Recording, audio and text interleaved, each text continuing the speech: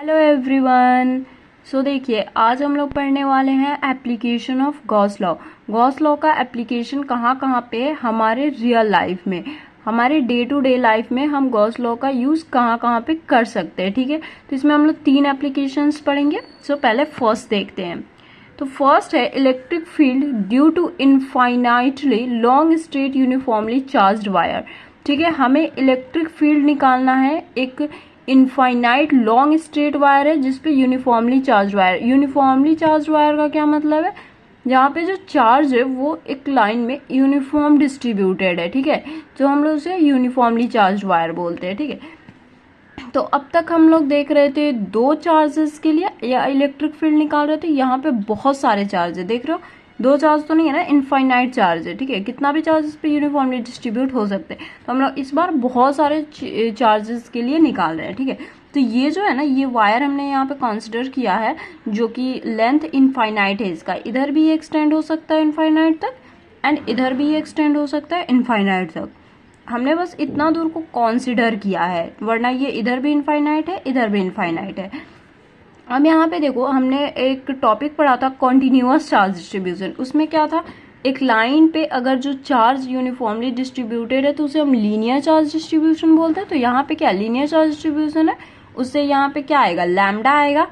यहाँ पे क्या है, ये लैम्डा है ना, यहाँ पे लैम्डा होगा। ठीक है, एंड यहाँ पे देखिए ये इनफाइनाइट इधर भी जा रहा है, इधर भी जा रहा है। हमने इतना दूर को कंसिडर किया है। सो हम लोग अगर गॉस लॉ का हमें मतलब निकालना है, गॉस लॉ की हेल्प से इलेक्ट्रिक फील्ड, तो हमें उस चार्ज को क्लोज करना होता है। तो हमने एक गॉसियन, एक सिलेंड्रिकल सरफेस से इस चार्ज को पूरी तरफ से क्लोज कर दिया। ठीक है, तो इस चार्ज को हमने क्लोज कर दिया। जैसे कि ये देखो, ये एक सिलेंडर मान लो, तो इसका ये पार्ट एंड ये, मतलब ये पेन से अच्छे से समझ नहीं आएगा, मैं कुछ लेके आती हूँ जिससे आपको अच्छे से समझा सकूँ। ठीक है, सो ये देखो, अगर इसको हम लोग सिलेंडर मानते हैं तो ये एक वाला, ये एक पार्ट हो गया इधर वाला, ये एक दूसरा पार्ट एंड ये कर्व सरफेस एरिया वाला। ठीक है, ये कर्व है ऐसे, तो ये थर्ड पार्ट। तो वही चीज ड्रॉ किया, जैसे ये वाला पार्ट, ये वाला पार्ट, ये वाला एंड ये जो कर्व है ये है। ठीक है, तो यहाँ पे देखो, अब यहाँ पे देखते हैं, जैसे कि यहाँ पे अगर हमने स्मॉल एरिया को कंसिडर करना है तो वो ds हो जाएगा इस पार्ट के लिए, इस पार्ट के लिए भी ds एंड इस पार्ट के लिए भी ds। इसे फर्स्ट, इसे सेकंड एंड इसे थर्ड रीजन माने हैं। ठीक है, एंड यहाँ पे ये यूनिफॉर्मली चार्ज डिस्ट्रीब्यूटेड है। एंड सबसे मेन चीज क्या है, यहाँ पे देखिए थीटा कितना बन रहा है। ठीक है, तो थीटा क्या होता है, इलेक्ट्रिक फील्ड और एरिया वेक्टर के बीच का डायरेक्शन होता है। तो हम देखते हैं कि एरिया वेक्टर कितना होता है। जैसे कि मैंने आपको एरिया वेक्टर वाले में पढ़ाया था कि जो एरिया वेक्टर होता है वो हमेशा क्या होता है, सरफेस के परपेंडिकुलर होता है। अगर आपने ये वाली वीडियो नहीं देखी है एरिया वेक्टर की तो देख सकते हो, वरना मैं यहाँ पे भी आपको बता ही दे रही हूँ। जो डायरेक्शन होता है वो नॉर्मल होता है सरफेस के। ठीक है, तो यहाँ पे भी जो डायरेक्शन होगा वो क्या होगा, नॉर्मल होगा सरफेस के। तो यहाँ इस सरफेस के लिए 90 डिग्री कैसे होगा, एरिया वेक्टर कैसे होगा, इधर होगा जिससे कि 90 डिग्री फॉर्म करेगा। जैसे यहाँ पे देखो, जैसे इस वाले पार्ट के लिए 90 डिग्री कैसे होगा, ये ऐसे होगा एंड इस वाले पार्ट के लिए ऐसे होगा। तो एज सेम इट यहाँ पे 90 डिग्री एंगल फॉर्म कर रहा है थीटा एरिया वेक्टर के साथ, एंड यहाँ पे भी एरिया वेक्टर 90 डिग्री एंगल पे ये ऐसे हो गया। मतलब 90 डिग्री पे एरिया वेक्टर होता है परपेंडिकुलर, तो ऐसे परपेंडिकुलर ये हुआ, ऐसे परपेंडिकुलर। एंड यहाँ पे देखो चार्ज जो है वो चार्ज कैसे, यहाँ पे ये देखो, ये चार्ज है जो कि ऊपर भी है नीचे भी है। तो हम ऊपर भी कंसिडर कर सकते हैं, नीचे भी, हम ऊपर ले लेते हैं इस बार। ठीक है, तो अगर हम देखते हैं तो ये चार्ज है ये वायर पे, तो ये इलेक्ट्रिक फील्ड कहाँ पे लगेगा, ऊपर की डायरेक्शन में। तो इस डायरेक्शन में इलेक्ट्रिक फील्ड हो गया, इसमें भी ऊपर की डायरेक्शन में लगेगा इलेक्ट्रिक फील्ड। अब यहाँ पे देखो, ये इलेक्ट्रिक फील्ड और एरिया वेक्टर के बीच में थीटा एंगल फॉर्म हो रहा है कितना, 90 डिग्री का। यहाँ पे भी 90 degree as same it is. And third वाले रीजन में देखो, थर्ड वाले रीजन में तो ये चार्ज है तो इलेक्ट्रिक फील्ड तो ऊपर ही जाएगा, तो इलेक्ट्रिक फील्ड को ऊपर ले लिए। और जो एरिया वेक्टर है वो किधर जाएगा, ये कर्व सरफेस एरिया है इसका, अगर ये वाला मान लो, तो ये कर्व सरफेस में ये परपेंडिकुलर कैसे होगा, ऐसे होगा हर एक पॉइंट पे, यहाँ पे ऐसे होगा ना। ठीक है, ये ऐसे 90 डिग्री एंगल ऐसे फॉर्म करेगा, तो वो भी सेम डायरेक्शन में होगा। ये 90 डिग्री एंगल फॉर्म कर रहा है, तो यहाँ पे कितना हो गया एरिया वेक्टर एंड मतलब 90 डिग्री परपेंडिकुलर होगा एरिया वेक्टर। थीटा कितना आएगा, electric field and area vector same direction में, तो थीटा 0 आएगा। ठीक है, एंड इस पूरे लेंथ को मैंने L से कंसिडर कर लिया है। ठीक है, एंड यहाँ पे देखिए, यहाँ पे इस सिलेंडर में ये यहाँ से यहाँ तक का रेडियस आर लिए हैं एंड एक पॉइंट पी है जिसपे हमें इलेक्ट्रिक फील्ड इंटेंसिटी कैलकुलेट करना है, ठीक है। एंड ये पी पॉइंट जो है, जैसे ऐसे सिलेंडर बना वो ऐसे में, तो हर एक पॉइंट पे, इस पे भी, इस पे भी, इस पे भी, इस पे भी, ऐसे हर एक पॉइंट पे सिलेंडर है। हमने इस वाले रीजन में एक पी पॉइंट कंसिडर कर लिया है इस पर्टिकुलर सरफेस पे, ठीक है। एंड जो रेडियस है वो आर है यहाँ से, और रेडियस भी सेम होगा, जैसे कि यहाँ से यहाँ तक का रेडियस है तो हर में सेम ही होगा, ऐसे ऐसे सिलेंडर में सेम ही होगा रेडियस। अब यहाँ पे देखते हैं, इसको आप लिख सकते हो ताकि माइंड में रहेगा, वरना मतलब भूल भी सकते हैं ना, तो इसलिए इसको लिख लेना जरूरी है, तो लिख लेना, ठीक है।